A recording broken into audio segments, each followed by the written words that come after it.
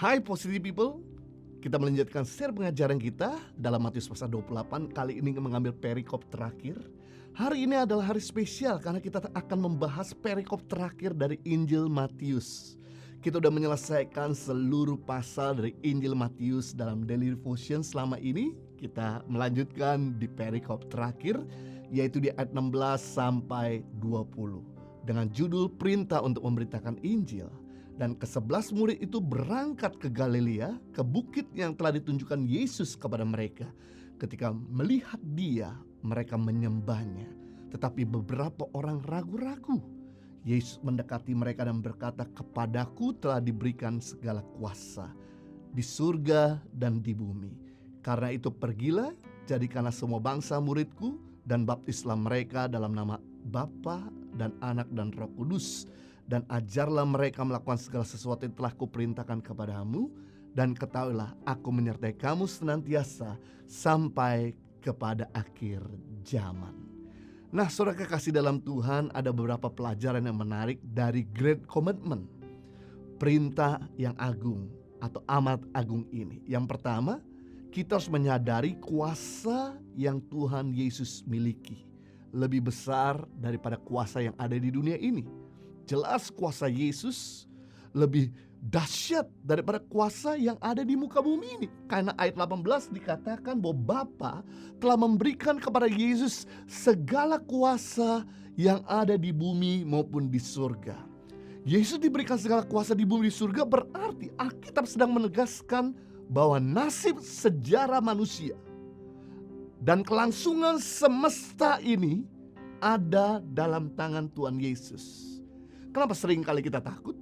Kenapa sering kali kita khawatir? Dan kenapa sering kali kita berkata, keadaan ekonomi ini begitu sulit, bisa gak Yesus untuk mencukupi keperluan saya? Dengan kata lain, kalau Anda berkata demikian, kita sedang membandingkan Yesus dengan persoalan ekonomi yang terjadi. Atau Anda sebagai seorang istri berkata, "Suami saya kasar sekali, keras kepala, bisa gak dia berubah?" Dengan kata lain, Anda sedang meragukan kuasa Yesus. Anda sedang membandingkan Yesus dengan kekasaran atau kekerasan suami Anda.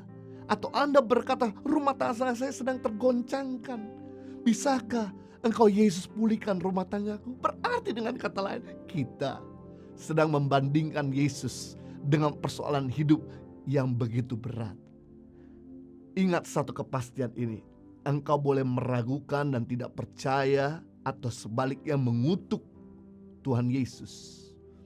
Tapi yang pasti segala kuasa telah diberikan oleh Bapa kepada Yesus untuk dia berkuasa atas bumi dan alam semesta. Dengan kata lain, Yesus tidak perlu pengakuan dari siapapun. Kuasa sudah dia punya dan dia miliki. Saudara mau percaya atau tidak percaya, saudara mau kutuk atau menghujat, atau Anda memuji Yesus, Yesus tetap Tuhan. Kenapa? Karena segala kuasa di bumi maupun di surga telah diberikan Bapa ke dalam tangannya. Berarti selama kita berjalan dengan Yesus, kita gak perlu meragukan kuasanya. Dan kita gak perlu khawatir tentang apapun juga. Segala penyakit dia sanggup sembuhkan. Segala kekurangan dia sanggup untuk cukupkan. Segala persoalan dia sanggup untuk selesaikan. Seandainya kita berdoa tidak sembuh, kita berdoa tidak tercukupi, kita berdoa tidak terselesaikan segala persoalan kita, saya beritahu, Tuhan akan sediakan rencana yang jauh lebih indah tersedia di depan kita. Saya teringat sekali ada 7 anak muda dari kota Makassar yang hendak mau bekerja di Kalimantan Barat. Beberapa hari yang lalu dia traveling naik pesawat terbang Sriwijaya dari Makassar ke Jakarta. Dan kemudian untuk melanjutkan lagi perjalanan, dia transit di Jakarta untuk berangkat dari Jakarta ke Pontianak. 5 anak muda berhasil untuk masuk check-in dan berada di dalam pesawat. Sedangkan 2 anak muda bernama Indra dan Paulus tidak memenuhi syarat rapidnya, sehingga dia tidak boleh berangkat untuk naik pesawat terbang dari Jakarta Pontianak dengan pesawat Sriwijaya SJ182. Dia sempat minta dibantu, tapi karena persyaratan gak memenuhi, akhirnya anak muda ini tidak boleh berangkat. Dan karena dia nggak punya uang, dia nggak bisa melakukan swab test pada hari itu yang biaya cukup besar. Dan akhirnya dia ditinggalkan oleh 5 temannya untuk berangkat dari Jakarta menuju ke Pontianak. Dan dia telepon kepada bosnya, apa yang saya harus lakukan, karena saya nggak punya biaya untuk swab test dan saya nggak bisa berangkat. Dan bosnya berkata, kamu ambil lewat jalur laut, kamu berangkat ke Tanjung Priok. Dan ketika dalam perjalanan ke Tanjung Priok, dan ketika dia terima signal, dia menerima kabar bahwa pesawat yang dimana dia harus tumpangi, dan bahkan namanya pun listnya ada di dalam pesawat itu, jatuh di laut Kepulauan Seribu. Dia sempat shock, dia sempat kaget. Satu sisi dia sedih karena temannya meninggal, satu sisi dia bersyukur sama Tuhan. Untung dia gak paksa, untung dia gak marah-marah. Kalau gak dia akan ikut ada di dalam pesawat yang jatuh di Kepulauan Seribu tersebut. Kadang-kadang gak harus semua doa kita dijawab, gak harus keinginan kita dipenuhi, karena Tuhan tahu rencana yang jauh lebih indah yang Tuhan bisa siapkan kepada kita. Itu sebabnya sadarilah bahwa kuasa Tuhan jauh lebih besar daripada kuasa yang ada di muka bumi maupun yang ada di langit semesta ini. Yang kedua, pelajaran dari Great Commandment atau perintah agung atau amanat agung. Kabarkanlah Injil dimanapun kita berada.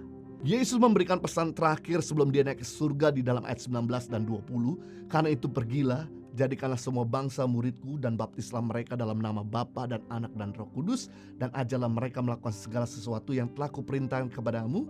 Dan ketahuilah aku menyertai kamu senantiasa kepada akhir zaman.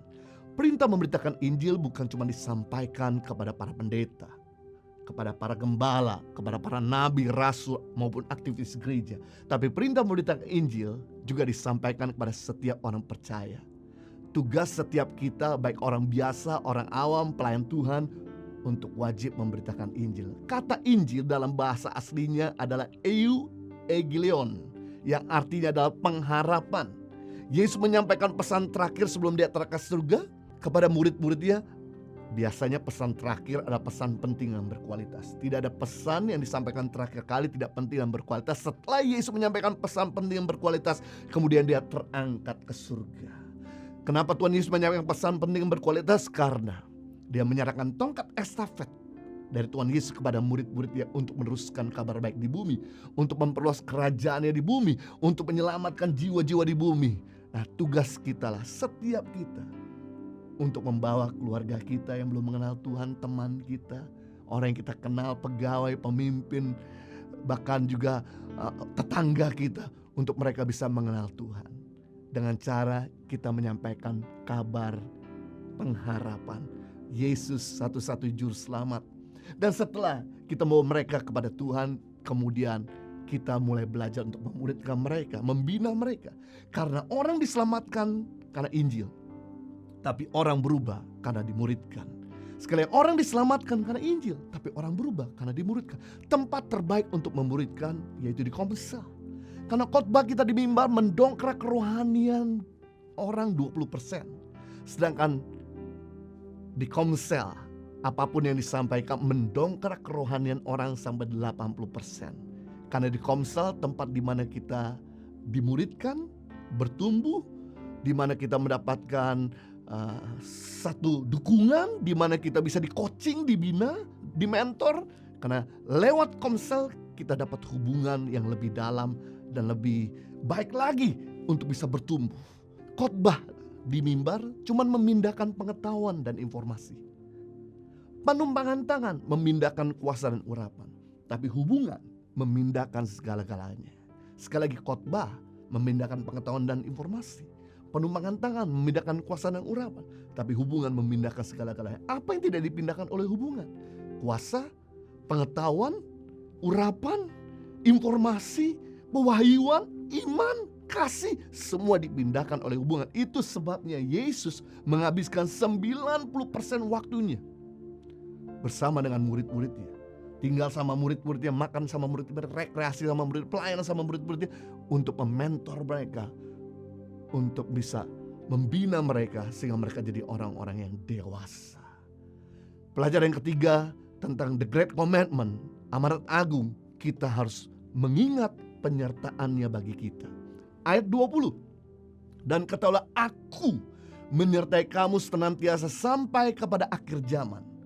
Ada dua hal yang terjadi jika kita sadar bahwa Tuhan menyertai kita. Yang pertama, jika kita sadar bahwa Tuhan menyertai kita, maka kita gak perlu takut dan khawatir akan hidup ini. Siapapun yang mengganggu kita akan berhadapan dengan Bapa kita, Raja segala raja, Tuhan segala Tuhan. Selama kita sadar bahwa Tuhan menyertai kita, kita gak usah khawatir tentang keperluan kita. Sebab Dia Bapa yang baik, bertanggung jawab akan menyediakan segala kebutuhan kita. Sama seperti kita punya orang tua, maka tugas orang tua yang bertanggung jawab memikirkan tentang apa yang kita makan, apa yang kita pakai, apa yang kita perlukan sebagai anak. Demikian hal yang sama, selama kita menyadari bahwa Tuhan menyertai kita, pasti Dia punya tanggung jawab untuk menyediakan segala yang kita perlukan. Dan yang kedua, jika kita sadar bahwa Tuhan menyertai kita, berarti kita tidak akan mudah menyimpang ke kanan maupun menyimpang ke kiri. Kemanapun kita pergi, Tuhan selalu akan melihat kita. Jadi kita belajar tentang the great commandment, perintah yang agung atau amanat agung. Yang pertama, kita harus menyadari kuasa Tuhan Yesus yang dimiliki lebih besar daripada kuasa yang ada di muka bumi maupun yang ada di alam semesta. Yang kedua, pelajaran berharga tentang amanat agung, kabar Injil harus diberitakan dimanapun kita berada. Yang ketiga, kita harus mengingat penyertaan Tuhan bagi kita, sehingga kita gak usah khawatir tentang apapun yang terjadi. Dan yang kedua, kita harus bertindak dalam takut akan Tuhan, melakukan hal yang benar tanpa diawasi. Saya percaya ketika kita menyadari bahwa Tuhan menyertai kita, dan kita wajib untuk memberitakan Injil, serta juga kita sadar kuasa Tuhan bersama dengan kita lebih besar daripada yang ada di muka bumi ini, maka kita akan melihat karya-karya yang hebat yang gak pernah terpikirkan terjadi dalam hidup kita. Live a better life. God bless you.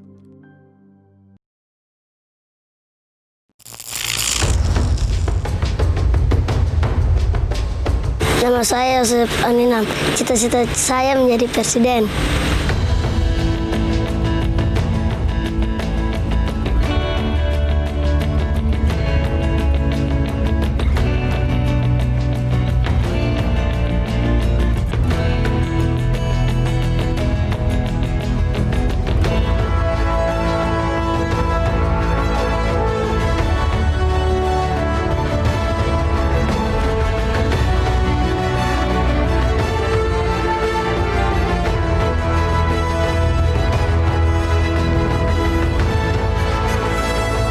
Suka duka, perjuangan guru tangan pengharapan dalam membangun pendidikan di pedalaman Indonesia.